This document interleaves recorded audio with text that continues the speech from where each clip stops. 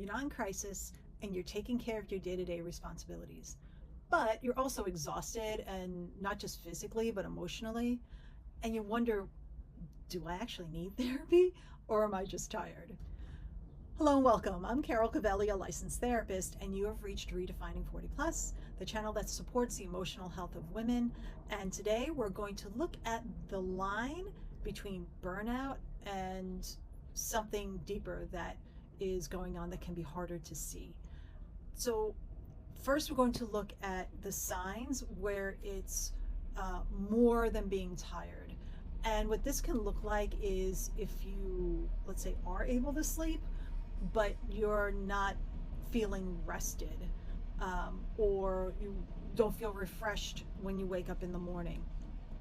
And it could also mean that you're not sleeping well, but that's also like stress. But oftentimes, if you're not sleeping well, or if you're getting up in the middle of the night, you can typically chalk up, okay, well, I'm just tired because I'm not sleeping well. But it looks very different when you are actually getting a regular night's sleep and not feeling refreshed, still feeling wiped out. It can also look like that you're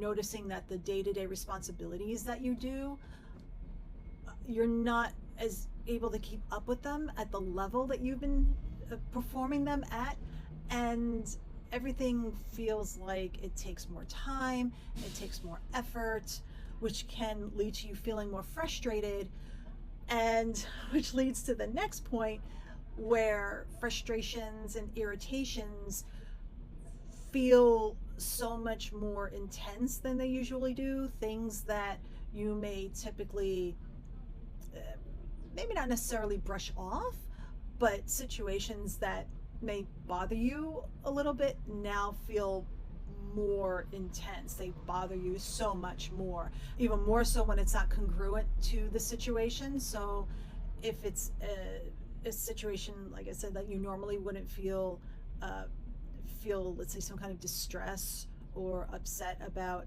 is causing more of an emotional response. Or it could be a situation that is fairly benign that causes it just taps into something where the emotional response is not congruent to the situation. It's more than what it would usually be, and it's not congruent.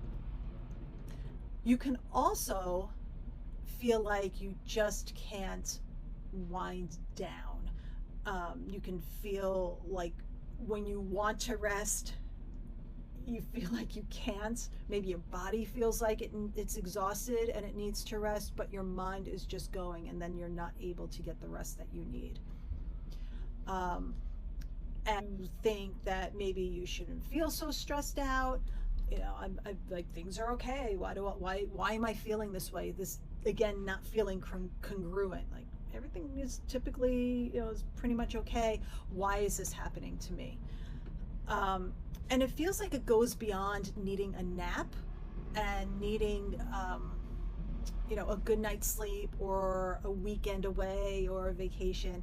It feels so much more, I don't want to say intense than that. It's like you've tried it, right? You've tried to take the weekend. You've tried to go to bed early a few nights a week, and it's not like you're not catching up with feeling tired, and you really are feeling like you're running on fumes.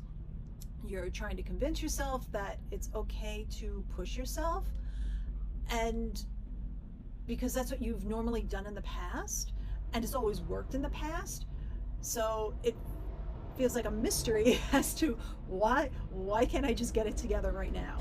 And this just leads to the second point as to why burnout and anxiety, fatigue often go unnoticed, especially if you're a high achiever, an overachiever, perfectionist, because you might not realize what you're experiencing is more than just feeling tired or feeling that you need some more sleep, and you're thinking, I'm tired, I'm wiped out, I'm not feeling refreshed, but it's not adding up that this is an issue that needs to or should be addressed. This always been able to work my way through and function my way through any times that I've not felt right.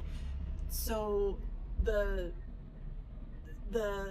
answer, the response that you have is just to continue doing what you're doing.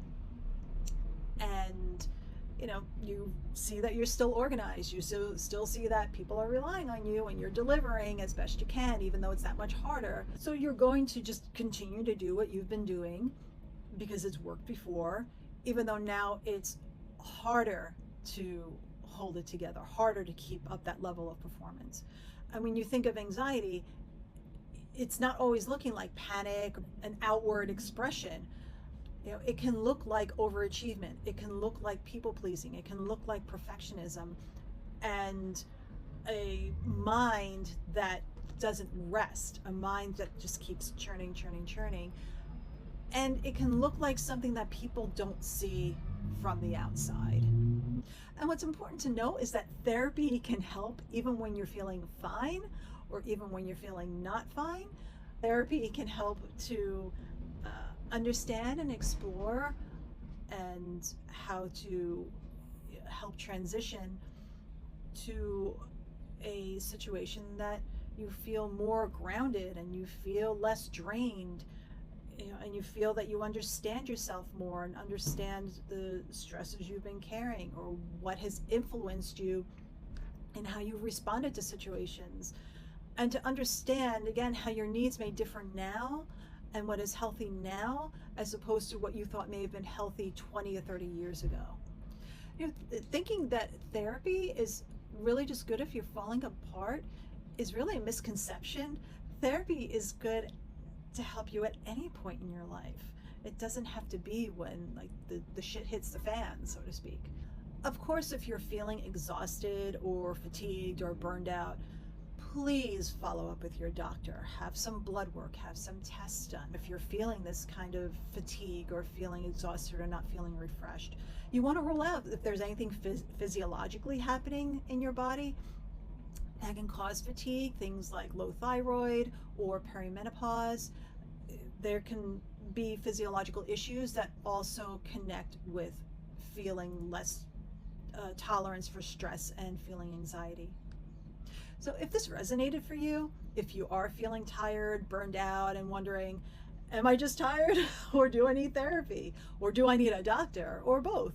Or am I in perimenopause and maybe I should just see my doctor? Well, if that's the case, I've created a free checklist where you can check off symptoms you've been feeling and experiences you've been having and take that to your doctor. I've also created a list of questions you want to ask your doctor so you can start having those conversations if what you're thinking is you're having perimenopause. And you can find the link for that in the description. And I hope you found value in this short video. And if this is a conversation you want to hear more of, or you have other ideas or other topics you'd like me to speak about, I would love it if you would comment and subscribe. And yeah, I'll see you in the next one.